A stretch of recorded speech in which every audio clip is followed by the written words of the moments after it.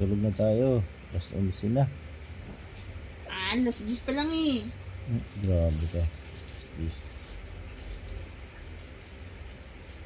Alas 10 pa lang.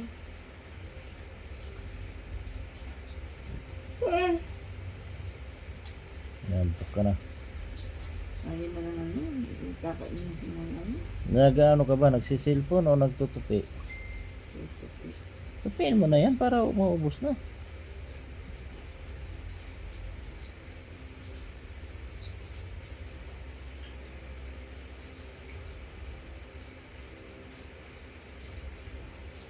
Linggo na naman pala bukas, no? Bis ng araw.